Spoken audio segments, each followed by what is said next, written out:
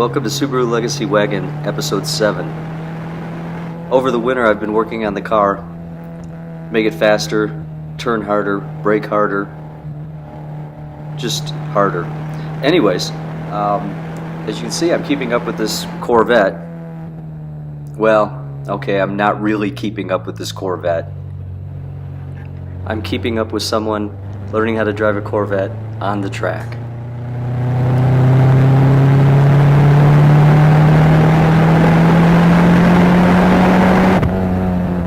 And now, back to reality. Which is that in the last 8 months, I've completely forgotten how to drive. I'm braking too early here, so I'm coming into the apex about 2 to 3 miles an hour too slow.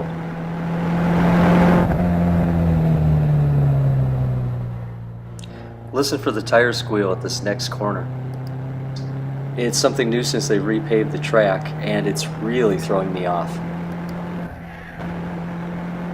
Oh, here's the long straight. If you need a bathroom break, now's the time.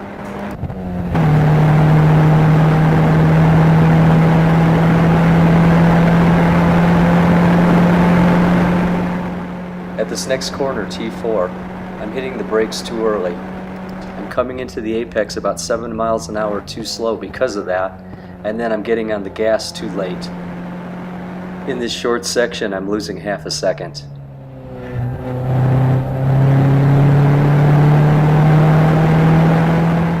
This next thing is just strange. I put on an exhaust header hoping to pick up a few horsepower, but the scan gauge is saying that this track day I've actually lost horsepower compared to last year. Here's the but. Every track day I've been here, the car gets up to 72 miles an hour coming around the corner and then loses momentum and slows down to about 69. Every day except not today. So I gained horsepower or I lost horsepower, but I didn't do both.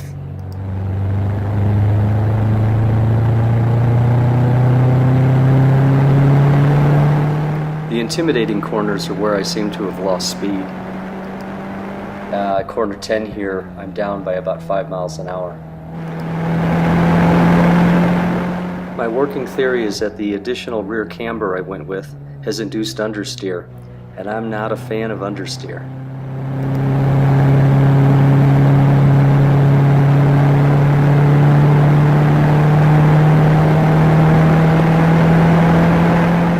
This next corner, T13, well, I actually nail it, so that was one small bright spot.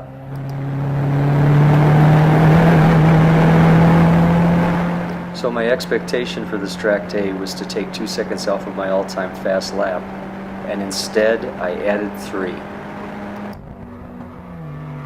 Not groovy. Not groovy at all.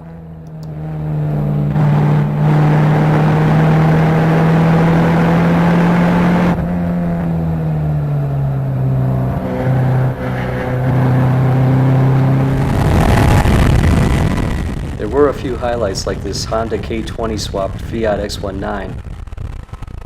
Over 200 horsepower, under 2,000 pounds. If I'm honest, I'd much rather be driving that. And the reason I'm going by him is because he just did the swap and he's just making sure nothing breaks. Another highlight were my red gloves. I like my red gloves. And here I am driving with no power steering, one-handed through the S's at about 40 miles an hour, wearing my red gloves. I'm still open to the lack of power steering being part of the problem, but it actually felt great. Another thing is that my last 3 track days I've had terrible cramping, and this time no power steering, no cramps. So today's takeaway, I suck, but I suck pain-free.